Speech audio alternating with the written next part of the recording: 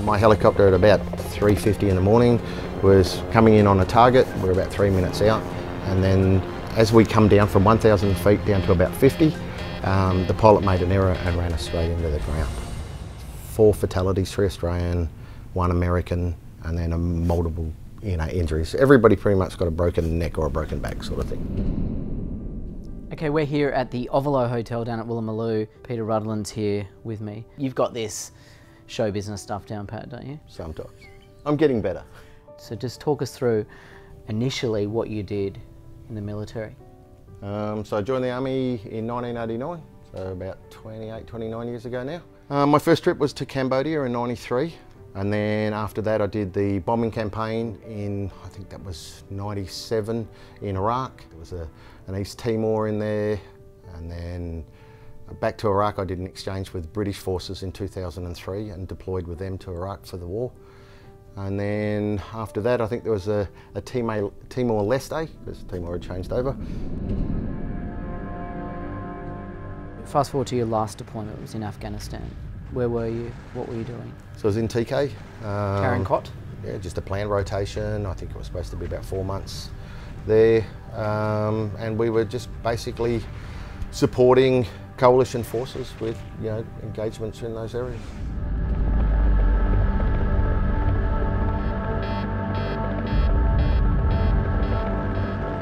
So the chopper fell out of the sky?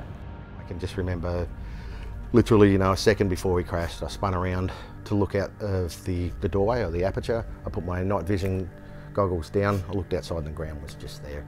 And we literally crashed a millisecond later. And then I can remember, and these memories are like so vague as well. Like I remember laying on the ground, it was all dusty and sort of half sitting up. And then because we were part of 4 helicopters, so mine being the first one and crashed, and then the other 2 sort of flew around and landed behind us, and then the last one stayed at height to provide security. And the guy started to strip the helicopters down and all the medics started to run out. I started calling out to them, they ran over to me. I remember saying a really dumb question, what happened? And they're like, you're in a helicopter crash. I was like, oh, really? Where's the helicopter? And then, yeah, that was sort of game on from there. The medics got around and started, patching everybody up that they could.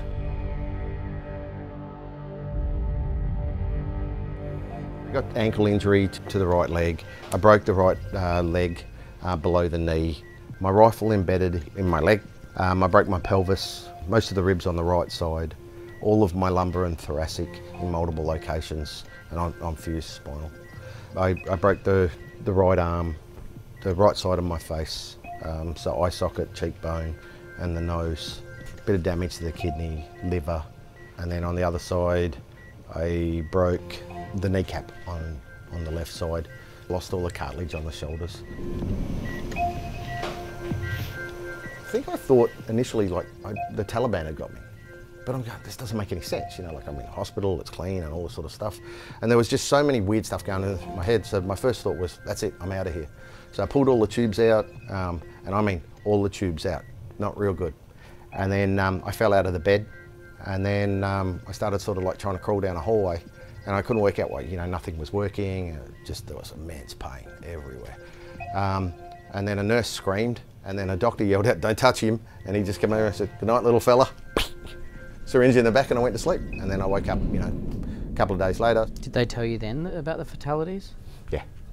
So they had the conversation with me, but because I had a brain injury, I believed that everything I was being told wasn't true. When your mind wasn't working like you wanted it to and like you thought it should, how did you feel? So this is a weird one. I started to believe that if I'd killed myself, I would wake up. And I suppose that was the really, really weird one. I thought it was all like a weird dream. So if I was able to kill myself, then everything would just go back to being normal. I'd be back in Afghanistan and everything would be the way that it should be. When did it really hit you? I think it probably happened in stages. And I think with a little bit, I started to get a little bit more control over what was actually happening in my mind.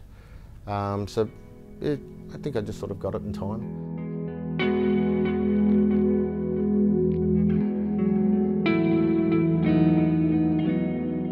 Talk to me about your ongoing pain. What's it like? It sort of has its moments. It can be different, you know, like some days I can just wake up and I have so much pain and I don't want to do anything, you know, regardless of where I try to put my headspace. You know, other days, you know, I can wake up being totally fine, and then as the day wears on, you know, like I get more and more pain. I sort of learnt to live with that because I have that every day. It's not like, you know, like I wake up and, you know, my day is just awesome and I have no pain and you know, life's great. I have pain every day. At different times in the day, but I have obligations, you know, like I'm a father, I'm a husband. You know, I sort of just assess where it's at, and I try to get past the pain stuff without doing meds as well. You know, like I don't want to end up one of these dudes who's just on, you know, opiates the rest of my life. Painaustralia provide options for alternatives as well.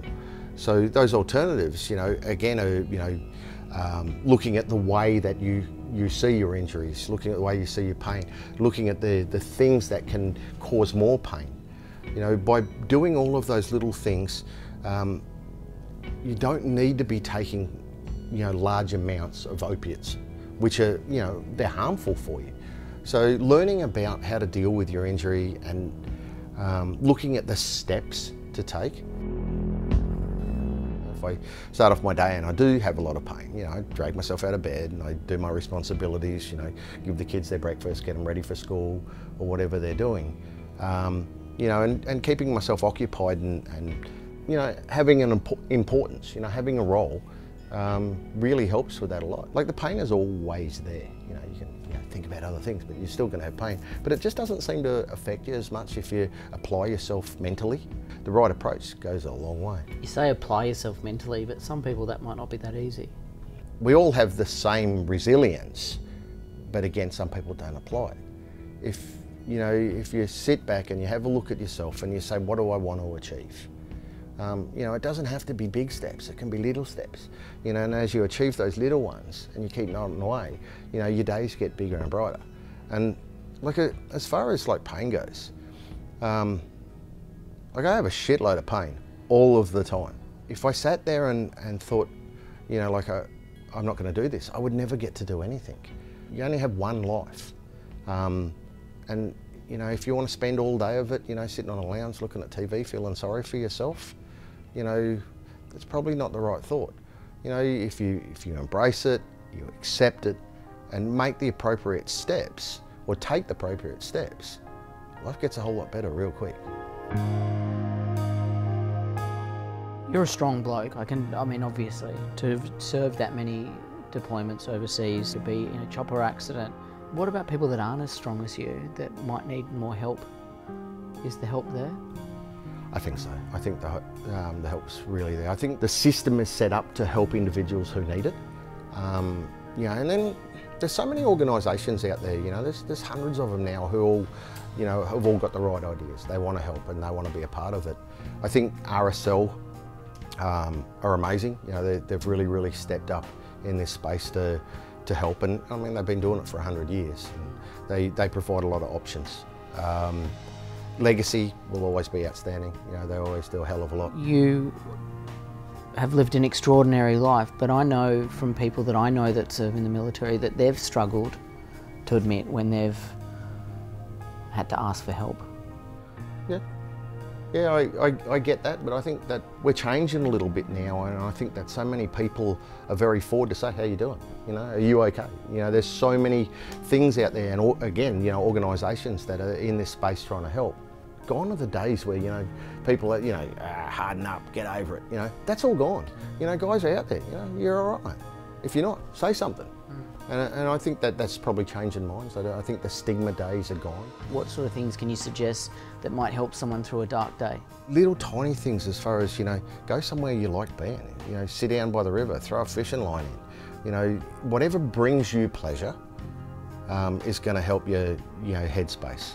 And it takes your mind off that physical pain and also the mental ones. You know, it can be, you know, catching up for a mate for a coffee once a week, you know. You know, there's anything, feed the ducks, you know, go to the zoo. There's so many things. Whatever brings you pleasure, do it. What does it mean to you to represent your country? I suppose I'm lucky because I've done this a couple of times before, you know. when I first went over to Orlando and got to compete, you know, it was very early on in my recovery phase. So it was about getting in the right headspace and finding what suited me for training. I told the story 1,000 times. I come dead last on the bike. You know, like I'd only sort of just started to walk properly, and I didn't really know much about it. And I was given an opportunity. I was sort of like, you know, that ring in, you know, put Pete in the team. I didn't really earn my spot. You know, as far as, you know, competing against others and that sort of stuff. So, and it was a bit like that when we were, you know, like a few years ago. It wasn't as competitive. And then, so I did that, and then come back to Australia, trained my ass off, told everybody that I wanted to win. You know, I was going to go back there and win. And I was lucky enough to be picked for the captain last year, to be a co-captain with Emma Kajolka. It was amazing. In the cycling, I won both the events, so the time trial and the crit. And that was amazing, you know, to get the gold, to stand up there. I got to take my daughter up one day to receive the gold for the podium, and then the next day I got to take my son. So that was really cool to be able to include them. I feel like if you're in a crappy place or if you overcome something, to get out there and represent your country, I mean, wow. It's a pretty good feeling. Knowing what you know now, going back to yourself in 2010 after the accident, what would you tell yourself? Probably something along the lines of, you know, like, there's no need to do the crying. There's no need to be upset. You know, like, it is what it is. Embrace it, learn from it, and move on. Peter, mate, thank you for your honesty. Thanks for sharing your story so that others can hopefully be helped through that, because talking is the best solution, isn't it? Certainly is. It's an absolute pleasure. Thanks, mate.